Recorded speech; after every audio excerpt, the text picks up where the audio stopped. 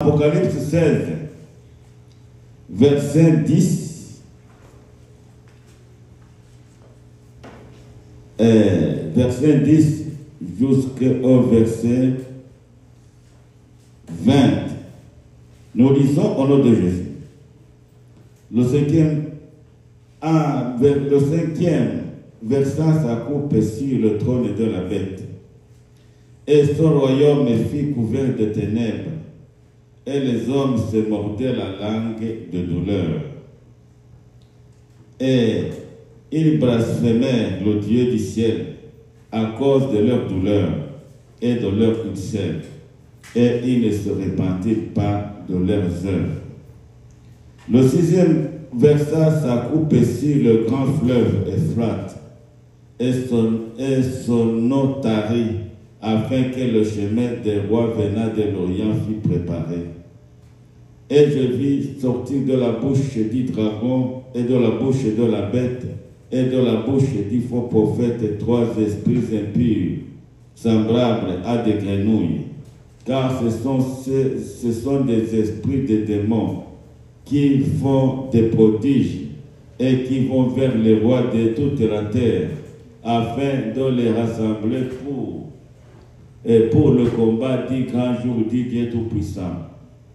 Voici, je viens comme un voleur. Heureux celui qui veille et qui garde ses vêtements, afin qu'il ne marche pas nu et qu'on ne voit pas sa honte. Ils les rassemblèrent le lieu appelé à l'hébreu Armageddon. Et le septième ange versa sa coupe dans l'air et sortit du temple, du trône, une voix forte qui disait: ça n'est fait. Il y eut des éclairs, des voix, des tonnerres et un grand tremblement de terre, tel qu'il n'y en avait jamais eu depuis que l'homme est sur la terre. Un aussi grand tremblement. Et la grande ville fut divisée en 3 parties, et les villes des nations tombèrent.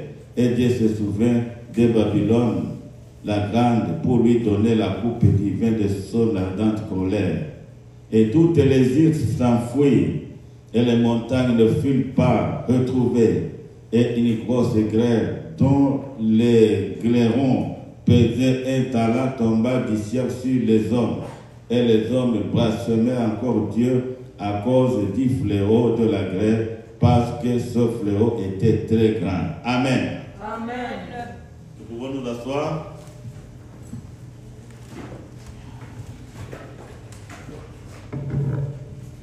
Bien-aimés dans le Seigneur, et nous avons commencé à parler du chapitre 16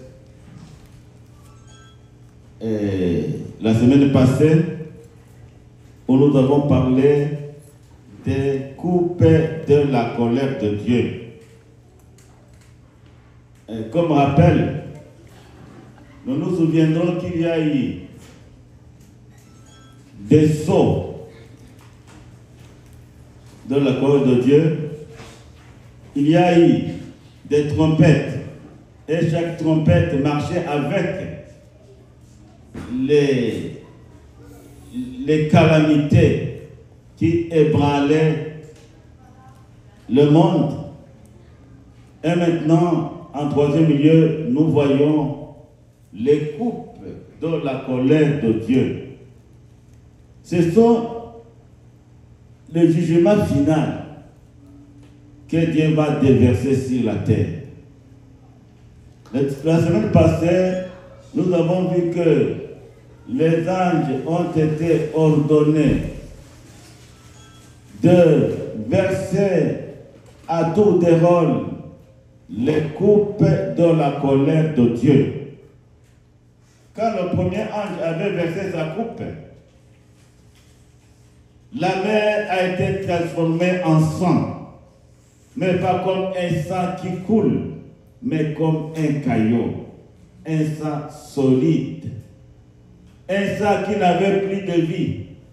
Alors, cela a provoqué la mort de tous les êtres qui vivent dans l'eau, les poissons, les gros poissons géants, les baleines, tout est mort. Parce que l'eau de la mer a été empoisonnée. Je ne sais comment. Il n'y avait plus de vie dans la mer. Et quand le deuxième ange a versé sa coupe, alors tous les fleuves et les sources d'eau et les ruisseaux, tous les fleuves et les sources d'eau ont aussi été transformés en sang. Même les eaux du robinet, tout ce qui s'appelle eau a été transformé en sang. Il n'y avait plus l'eau à boire, l'eau pour se laver, l'eau même pour cuire la nourriture. Je ne sais pas si vous imaginez le niveau de cette intervention divine, de son jugement. Sans eau, il n'y a pas la vie. Ça veut dire qu'avec ces deux premières coupes, la vie a été arrêtée. Bien que les gens continuaient à tergiverser, mais la vie a été arrêtée d'une manière générale. Parce que sans eau, il n'y a pas la vie. C'est l'eau qui donne la vie. C'est grâce à l'eau, que ce soit l'eau des pluies et l'eau des ruisseaux, que les hommes peuvent vivre, que les hommes peuvent respirer un bon air. Cela veut dire quoi encore? Cela veut dire qu'il n'y aura pas d'oxygène. Les gens ne vont pas bien respirer parce que le monde et toute l'atmosphère seront pollués. Avec la troisième coupe, d'abord, comme je disais, le premier coupe, c'était quoi? Avec la première coupe, avec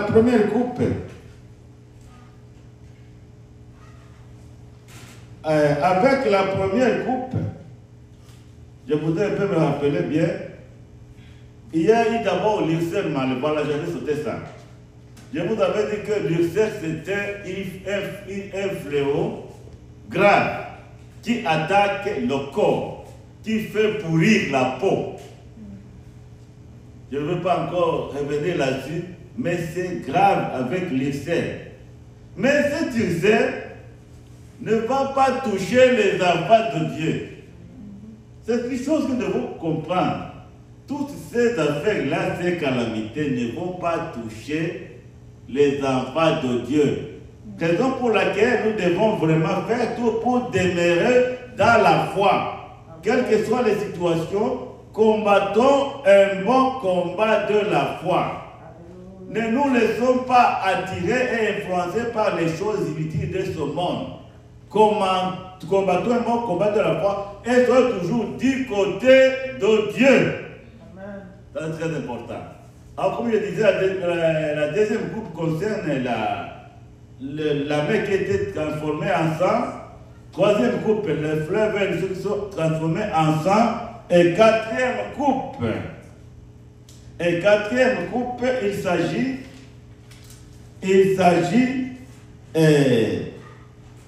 de la coupe qui a été versée sur le soleil. Elle est une chaleur extrême qui brûlait les gens. Le soleil devient brûlant de telle sorte que les rayons tapaient fort sur les gens. C'était comme le feu qui présageait le feu de l'enfer. La terre est devenue comme un four. Et les gens, au lieu de se repentir, vont toujours blasphémer Dieu. Aujourd'hui, nous commençons la cinquième coupe. C'est ce que nous avons lu au verset 10. Avec la cinquième coupe, l'ange a versé sa coupe sur le trône de l'Antéchrist et son royaume fut plongé dans les ténèbres. Sur le trône de l'Antéchrist. Vous voyez, ici alors Dieu passe à l'attaque. Première coupe, deuxième coupe, troisième coupe, il s'est attaqué aux hommes. à la terre. Maintenant, avec la deuxième coupe, Dieu s'attaque maintenant à l'antéchrist, au diable. Alors, il verse sa coupe sur le trône du diable. Alors, quand il verse sa coupe sur le trône du diable, qu'est-ce qui se passe? Il y a une épaisse ténèbre qui a couvert toute la terre. Et cela nous rappelle la 9e plaie d'Égypte, qui a, quand Moïse a levé sa main vers le ciel, une épaisse ténèbre a couvert l'Égypte, de telle sorte que personne ne pouvait marcher, personne ne pouvait se lever, tout était noir. Même dans une même maison, la maman ne pouvait savoir où est la chambre de ses enfants. Tout était noir, chacun était sur place. C'était très compliqué en Égypte. Mais une chose qui est encore intéressante, pour les Égyptiens étaient dans le noir, mais chez les enfants d'Israël, il n'y avait pas de ténèbres. Alléluia. Amen. Vous me demandez pourquoi? Parce que les enfants de Dieu sont les enfants de lumière. Amen. Ils ont en eux la lumière de Dieu. Amen. Et aucune ténèbre ne peut envahir la lumière de Dieu. Les enfants d'Israël étaient toujours dans la clarté. Les ténèbres qui frappaient les Égyptiens n'ont pas atteint les enfants d'Israël. Au moment où ils s'embrouillaient dans les ténèbres, les enfants d'Israël étaient tranquilles. Bien-aimés dans le Seigneur, quand je parle des ténèbres, je parle du mal. Je parle de la puissance du mal. Les ténèbres, quand les ténèbres envahissent la vie d'un homme ou d'une femme, tout devient compliqué, tout devient désordre et désolation. Et le ténèbre aussi est l'image du péché.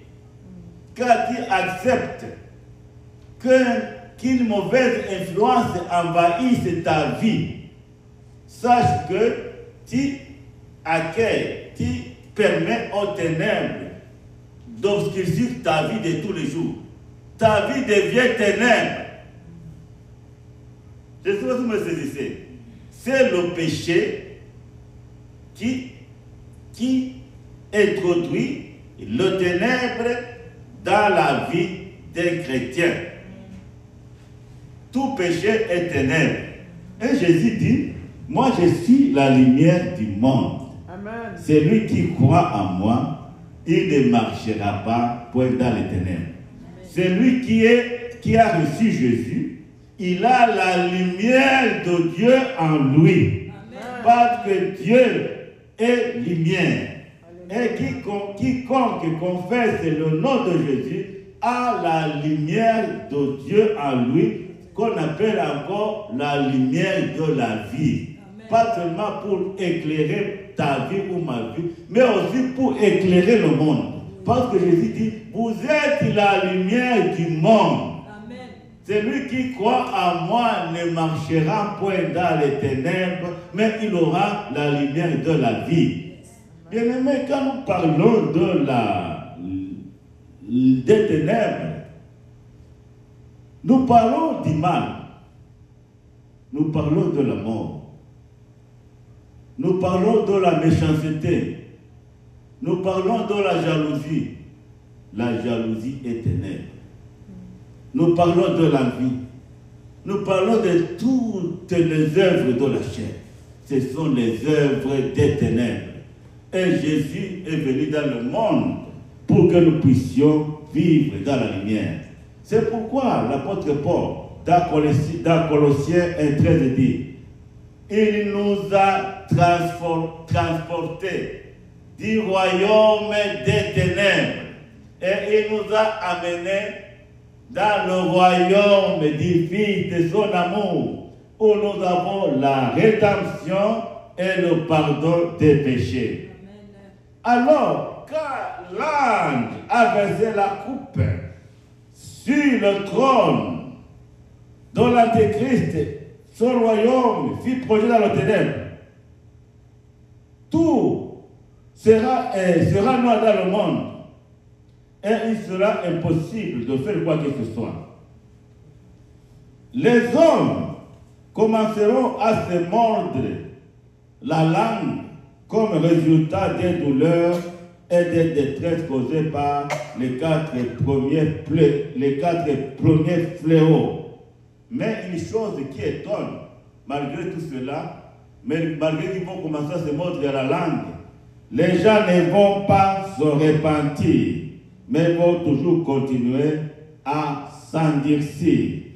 Bien-aimés, il y a un problème ici. C'est le problème de l'endurcissement.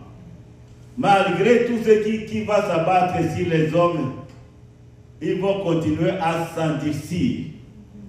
Le démon de l'endurcissement, c'est un démon qui tue, un démon qui désoriente, un démon qui déshumanise l'homme ou la femme. Tu vas trouver un homme qui voit le mal, il dit, moi, même si c'est mal, moi je vais y aller, moi je vais faire l'endurcissement.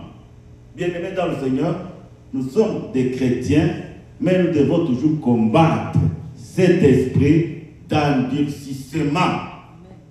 J'ai déjà parlé de ça dans le foyer, car ce démon d'endurcissement s'introduit, alors tout se complique. Les choses ne vont plus marcher. L'endurcissement, c'est un démon qui détruit la vie chrétienne. C'est un démon qui détruit la sérénité et la pérennité des couples. C'est un démon même, car ça hérite domicile parmi les enfants, tout devient désordre. Tu dis à l'enfant, ne fais pas ça, mais l'enfant dit, je vais le faire. Tu dis à l'enfant, non, et l'enfant va dire, non, pourquoi? Ça, c'est le démon de l'endurcissement. Et surtout, vous savez, le diable aime attaquer nos enfants. On parle souvent des étoiles. On parle souvent des étoiles. Bien que moi, je ne digère pas ça tellement. Mais, vous savez, le diable connaît, en quelque sorte, l'avenir de nos enfants. Il connaît l'avenir de nos enfants. Il regarde et dit, cet enfant va aller loin. Cet enfant est béni de Dieu. Alléluia. Amen. Il connaît que nos enfants sont bénis de Dieu. Parce que nos enfants bénéficient notre bénédiction. Amen. Si nous sommes bénis de Dieu, nos enfants seront aussi bénis de Dieu. Amen. La bénédiction de Dieu sera sur nos enfants. Et le diable fait tout pour désorienter nos enfants par l'endurcissement. Il leur inocule un démon d'endurcissement qui les influence et les empêche d'être obéissants. C'est pourquoi nous devons toujours prier beaucoup pour nos enfants. Prions pour nos enfants afin que ce démon d'endurcissement qui crée souvent la rébellion, et nous disons que nos enfants, ça va aller, et ils sont encore enfants, ça va changer. Faisons attention, allons à genoux et prions beaucoup pour nos enfants. Et en priant pour nos enfants, ne disons pas seulement au Seigneur, aidez nos enfants et aide mes enfants. Mais nous devons citer le nom de chaque enfant avec ses faiblesses devant Dieu pour demander au Seigneur de changer l'enfant, de délivrer l'enfant.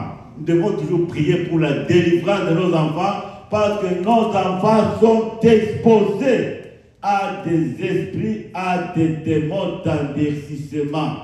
Et ça, c'est très, très important. Nos enfants sont très vulnérables. Le diable sait qu'il ne peut pas nous avoir comme ça, mais il attaque nos enfants et les déshumanise, les rend durs, rebelles et endurcis en toutes choses. Alors, ici, je voudrais souligner cela. Prions beaucoup pour nos enfants. Amen. Quand nos enfants commencent à te faire tête, au lieu d'être encore contre lui ou contre elle, va à genoux. Amen. Et prie pour l'enfant. C'est Dieu qui va transformer le cœur de l'enfant. Nous sommes toujours à la 5e coupe. Nous disons que les hommes ont commencé à se mordre la langue. Mais alors, au lieu de se repentir, ils se sont endurcis davantage et ont commencé à blasphémer Dieu. À la 6e coupe, il y a eu l'assèchement du fleuve Euphrate. Le fleuve Euphrate est le grand fleuve qui traverse une longue distance, qui prend sa source en Europe, passe en Asie pour aboutir à l'Israël et se jeter dans la mer Méditerranée. Mais alors, quand le 6e ange a versé sa coupe sur le grand fleuve Euphrate, son nom a tari. L'assèchement de ce fleuve signifie que l'obstacle qu'il constituait est enlevé. L'obstacle est enlevé parce que une fois le fleuve Euphrate asséché, les ennemis vont quitter l'Orient pour envahir Israël et l'Europe sans problème. Alors, quand le 6e ange a versé sa coupe sur le grand fleuve, alors l'obstacle fut enlevé. Et ainsi, le Moyen-Orient et l'Europe seront exposés aux invasions. Alors ici, nous voyons l'intervention de la Trinité satanique. Le dragon, la bête et l'antéchrist vont entrer en action pour rassembler toutes les forces dont elles disposent pour le combat final entre le bien et le mal, entre le ciel et la terre. Mais alors, il y a un verset qui m'intéresse ici. Quelqu'un peut nous lire le verset 13. Verset 13. Et, verset 13. Et je vis sortir de la bouche du dragon, et de la bouche de la bête, et de la bouche du faux prophète, 3 esprits impurs, semblables à des grenouilles. Amen. Amen.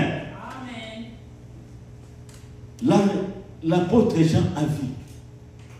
Quand la Trinité satanique, composée du dragon, de la bête et de l'antéchrist, sont entrés en action, Jean a vu quelque chose. Il a vu 3 esprits impurs. Un esprit est sorti de la bouche du dragon, l'autre de la bouche de la bête et l'autre de la bouche de l'antéchrist. C'était des esprits impurs qui étaient semblables à des grenouilles. Il y a des gens qui mangent des grenouilles. Quand j'ai lu ce passage, il y a des gens qui aiment les grenouilles. Mais les grenouilles sont l'incarnation des esprits impurs. On fait la fois passée, il y a des gens qui ont mangé les grenouilles, non? Oui, il y avait les grenouilles là-bas. Mais alors, les esprits impurs étaient semblables à des grenouilles. Bien-aimés dans le Seigneur, je ne veux pas vous faire peur, mais je m'avais seulement vous dire que ces esprits impurs que nous lisons dans Apocalypse 16 ont commencé déjà à agir. Parce que l'apôtre de Dieu nous dit que ce sont ces esprits impurs qui ont commencé à utiliser les gens pour faire des miracles et des prodiges. Bien-aimés, souvent, quand nous voyons des gens qui opèrent des miracles, nous sommes tous impressionnés. Et nous voulons aller voir les miracles. Bien aimé, je vais vous dire aujourd'hui que tous ces miracles que vous voyez, c'est l'œuvre de ces esprits impurs qui ont été déversés dans le monde. Et beaucoup de pasteurs et de soi-disant serviteurs, pour avoir la notoriété, la gloire et surtout l'argent, vont aller faire des négociations dans le monde des ténèbres pour avoir aussi une part, une portion de ces esprits impies, les esprits de sédition, les esprits de mensonges. C'est pourquoi aussi l'apôtre Paul, dans 1 Timothée 4, verset 1, a dit que dans les derniers temps, beaucoup déjà abandonneront la foi pour s'attacher à des esprits séducteurs et à des doctrines des démons. Bien-aimés, les esprits séducteurs sont partout. Les esprits séducteurs pénètrent nos familles. Les esprits séducteurs ne veulent pas que nous puissions continuer à adorer Dieu en esprit et en vérité. Les esprits séducteurs veulent nous faire croire que tout ce qui se fait dans les églises, c'est vrai. Les esprits séducteurs passent par des gens et veulent nous faire croire que tel pasteur, c'est le bon pasteur. Et beaucoup se choisissent des pasteurs qui font des miracles. Au lieu de prier lui-même pour sa famille et pour lui, il va chercher ce pasteur-là qui va prier pour lui et pour ses enfants. Quand il va prier pour tes enfants, il va t'introduire les esprits. Je ne sais pas si vous me comprenez. Nous vivons une situation délicate, une situation spirituelle où nous devons beaucoup veiller. Je ne veux pas dire que tous les pasteurs qui opèrent des miracles sont animés des esprits impurs, des esprits séducteurs. Non. Il y a des vrais pasteurs qui sont remplis de l'Esprit de Dieu, que le Saint-Esprit utilise. Nous devons alors avoir du discernement pour connaître quels sont ces vrais pasteurs qui sont utilisés par l'Esprit de Dieu, qui sont remplis du Saint-Esprit. Moi, j'ai lu des évangiles. Je n'ai jamais vu où Jésus faisait seulement comme ça et tout le monde est tombé. Qui a lu ça quelque part?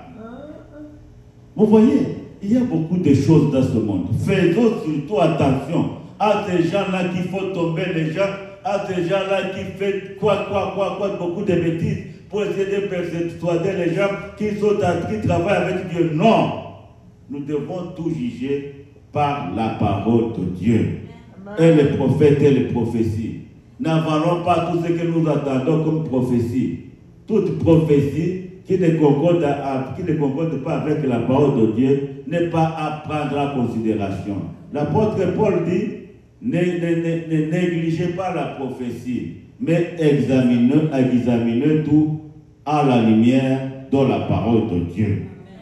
Il y aura des esprits séducteurs.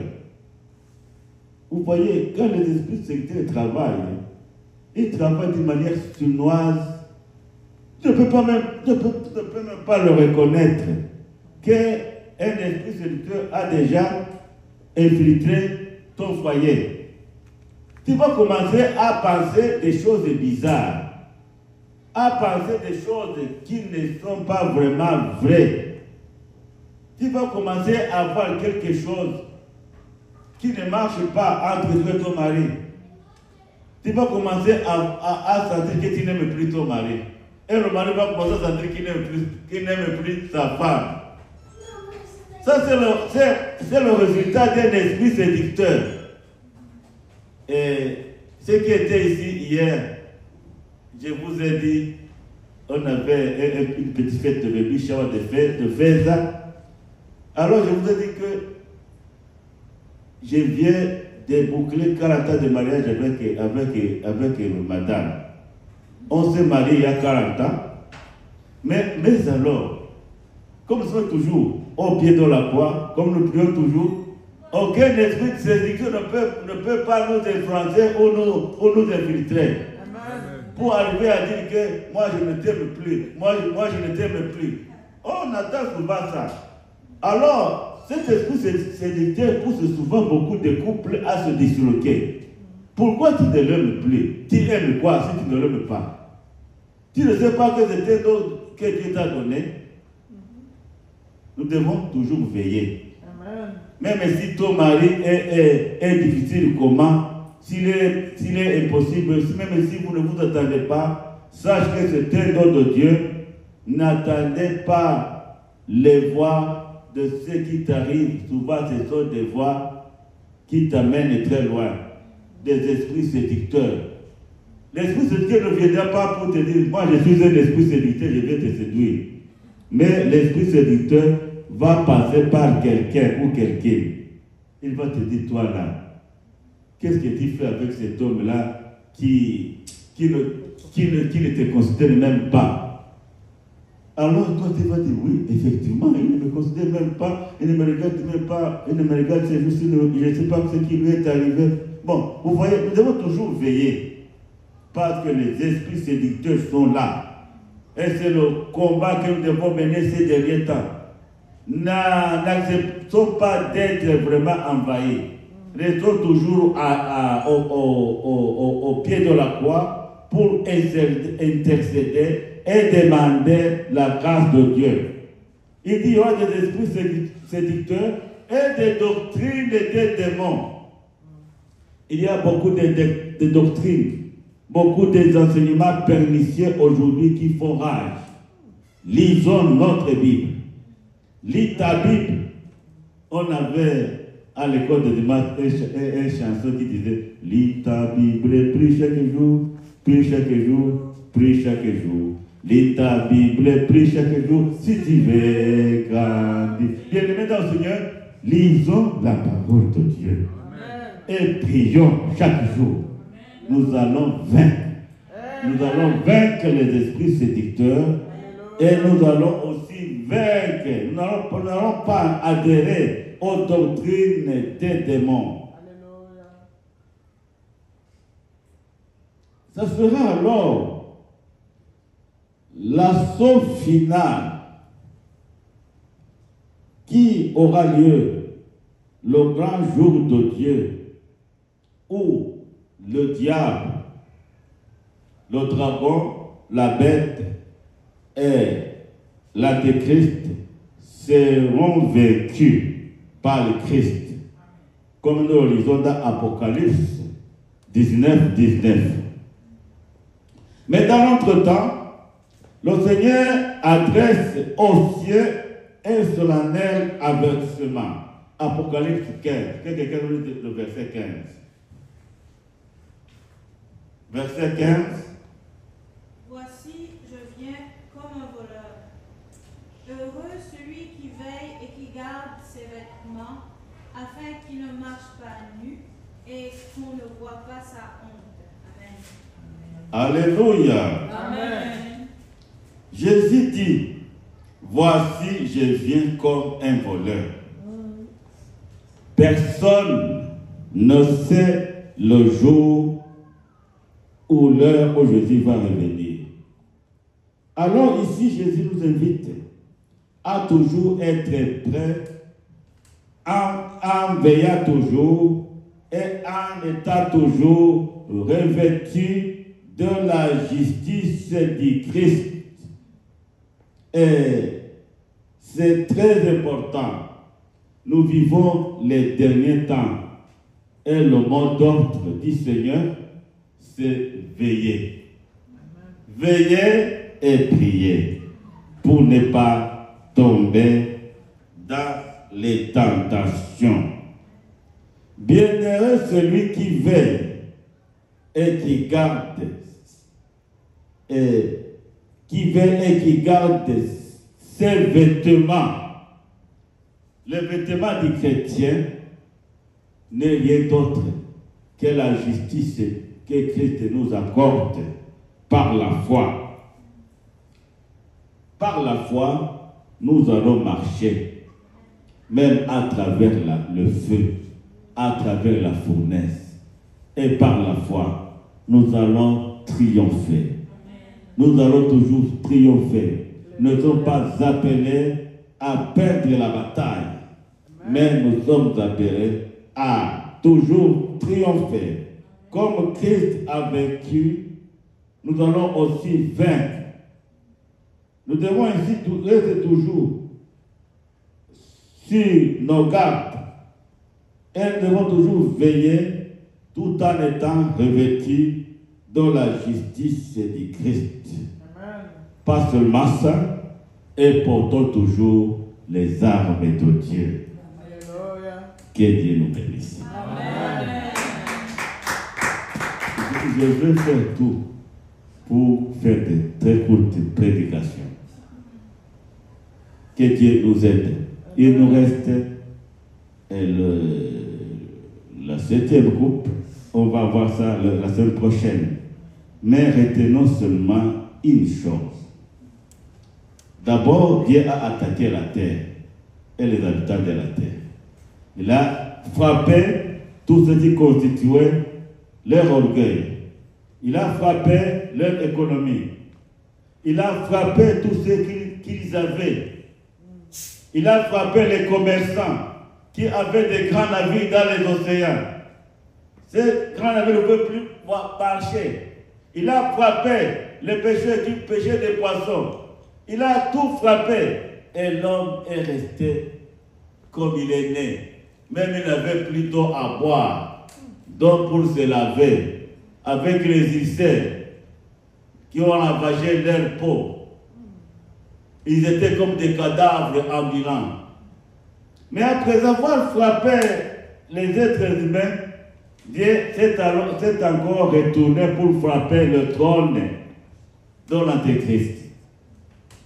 Il a frappé le trône de l'Antéchrist par les ténèbres.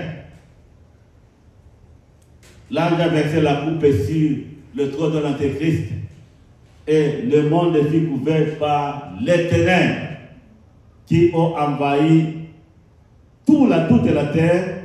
Mais je vous ai dit que ces ténèbres-là n'ont pas touché les enfants de Dieu. Parce que les enfants de Dieu ont la lumière de Dieu en eux. Amen. Non, ça n'a pas touché les enfants de Dieu. Alléluia. Et tout ce qui frappe le monde, oui, des fois il y a des moments où les enfants de Dieu sont aussi touchés. Mais dans le cas ici, des calamités des derniers temps, les enfants de Dieu seront épargnés. Amen. Les tribulations vont surtout atteindre ceux qui ont reçu la marque de la bête sur les front ou dans les mains. Mais alors, comme les enfants de Dieu ont aussi une marque spéciale, la marque du Christ, amen, sur eux, tous ces fléaux-là ne vont pas les atteindre. C'est la raison pour laquelle même, ils vont faire tout pour les exterminer par le martyr. Mais alors, ils arriveront à un moment où ils ne pourront plus, parce qu'ils n'auront plus de force pour tuer les chrétiens. Les humains seront appris des plaies des plaies de quoi, alors ils n'auront plus la force de tuer les chrétiens. Bien-aimés, Dieu va finalement triompher sur le mal. Amen. Alors avec Dieu, nous allons triompher. Ne nous laissons pas abattre par ce que nous racontons dans la vie. Attachons-nous toujours au Seigneur. Amen. Attachons-nous au Seigneur, soyons fidèles au Seigneur, même dans des petites choses. Alléluia. Le Seigneur va nous sauver. Amen. Le Seigneur va nous enlever dans ce monde, alléluia, qui sera détruit. Que Dieu nous bénisse. Amen. Amen. J'invite Maman Sandra à prier pour la parole.